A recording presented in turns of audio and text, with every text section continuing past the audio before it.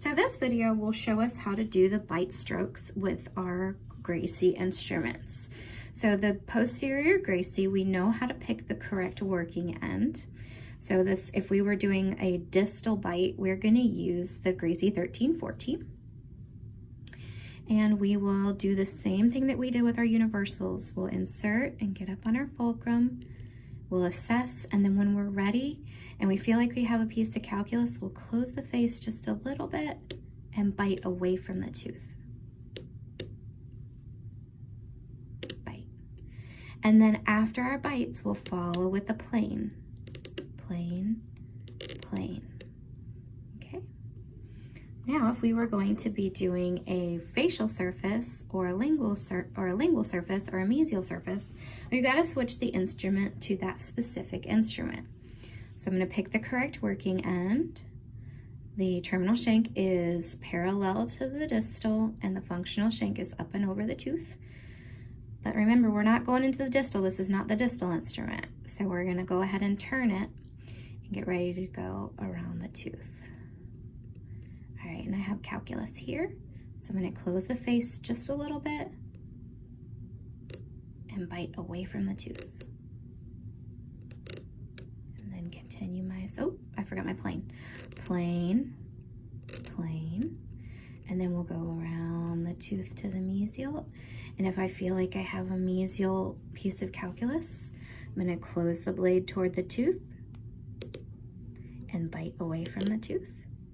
And then plane, plane. Okay. And then you would continue your assessment and instrumentation along the other teeth in that sextant. In this video, we will go over the assessment stroke for the area-specific curettes. So the first thing that we will do is we're going to assess just the distal surfaces. I'm going to pick these three teeth. So we're going to do number 31, 30, and 29. So because we have two different instruments here, we are not going to want to pick up an instrument 6 different times. Do the distal, do the mesial, do the distal, do the mesial, and so on. So what we're going to do, the sequence has not changed as far as we're going to do the most distal tooth first. However, we're going to do all of the distals first. So we'll do number 31, number 30, and then number 29. So we need to pick the correct instrument. So the Gracie 1314 is going to be your distal instrument. And in order to pick the right end, we're going to use the same principles that we've been using. So when you establish your fulcrum and hold the working end to the tooth, the terminal shank should be parallel to the distal and the functional shank should go up and over the tooth.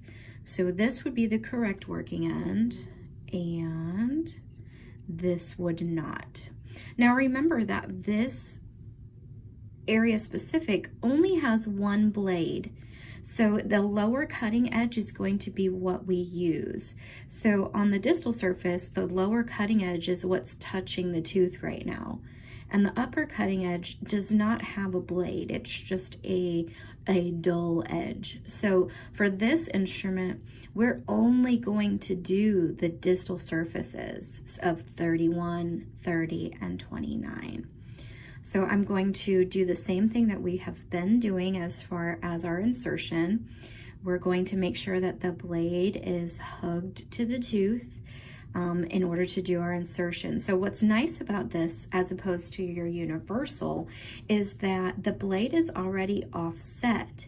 And so you don't have to lower it as much as you did for the universal because the blade is already tilted.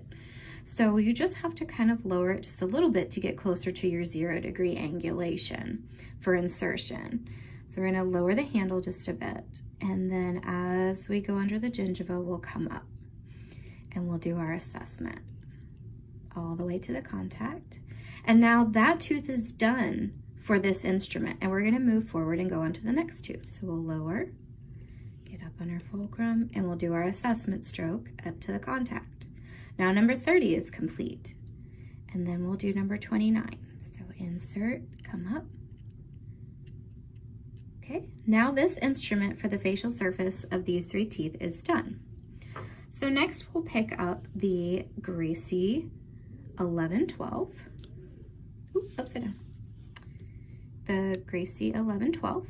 And this one is used for the facial and mesial, and then if we're on the other side, it's used for the lingual and mesial. So in order to pick the correct working end, we're going to use our same principles of instrumentation. So when we hold this instrument up, we're going to establish our fulcrum and go ahead and put it on the distal surface, just like how we've been doing. So we want to make sure that the terminal shank is parallel with the distal and that the functional shank goes up and over the tooth. So this will be the correct end. And if I turned it over, we can see that this is not the correct end. So I'm going to turn it back around.